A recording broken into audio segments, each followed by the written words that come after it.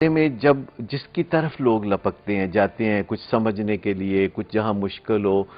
کوئی بندہ جو کہ آگے بڑھ کے آپ کو سمجھا سکے، جو آپ کی کامیابی سے خوش ہونا چاہتا ہے،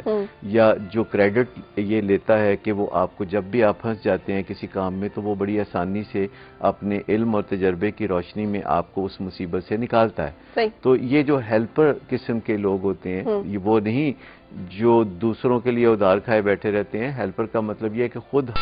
ہرٹ کیے بغیر پرائیڈ لیتے ہیں دوسروں کی مدد کرنے میں۔ اچھا، جب یہ سارے رویے، سنہری رویے اپنانے ہوتے ہیں اور تباہ کن رویے چھوڑنے ہوتے ہیں تو آپ کو بہت زیادہ اس کے لیے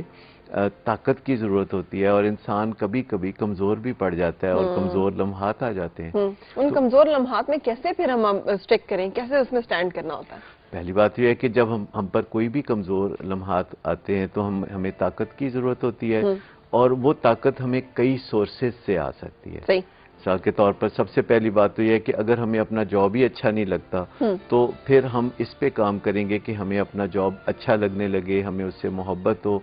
یا تو ہمیں اپنے کام سے محبت پیدا کر لینی چاہیے یا پھر اپنا کام بدل دینا چاہیے، کیونکہ دونوں میں سے ایک تو کرنا ہوگا۔ اگر آپ کام کو پسند نہیں کرتے، آپ کو اپنے کام سے محبت نہیں ہے،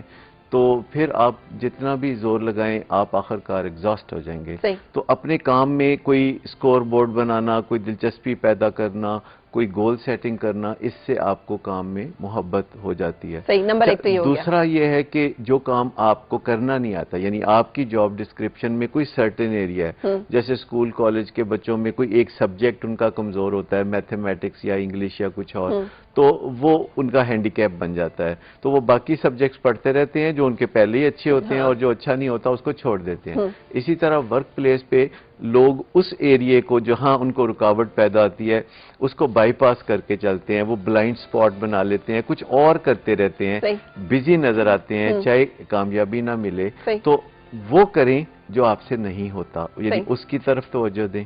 اور تیسرا یہ ہے کہ دائیں بائیں کے لوگوں کو دیکھیں کہ کون کامیاب ہے، کون آپ کی حوصلہ افزائی کر سکتا ہے، کس سے مدد مل سکتی ہے۔ اب یہ آپ مدد لے بھی سکتے ہیں، کیونکہ آرگنائزیشن میں مدد صرف دینا ہی نہیں ہوتا، مدد لینا اور مدد مانگنا یہ طاقت کا کام ہے۔ اور پھر ایک گرو ضرور بنائیں، چاہے آرگنائزیشن میں بنائیں چاہے باہر بنائیں، جو کہ آپ کو بتا سکے کہ کون سی چیزیں میٹر کرتی ہیں۔ ہم اپنے تئیں سوچ کے بیٹھے رہتے ہیں کہ یہ جو میرا خاص ایجوکیشن ہے یا جو ڈگری ہے یہ میٹر کرتی ہے۔ میں آپ کو بتاؤں کہ ڈگری میٹر کرتی ہے اس وقت تک جب تک کہ آپ کسی جاب پہ آتے نہیں، یعنی اس جاب پہ آنے کے لیے آپ کو ڈگری مدد کرتی ہے۔ جب آپ جاب پہ آ جاتے ہیں تو اس کے بعد آگے پریکٹیکل کا ڈیفرنس شروع ہو جاتا ہے، وہ ڈیفرنس شروع ہو جاتا ہے۔ اچھا ڈاکٹر صاحب، یہ ساری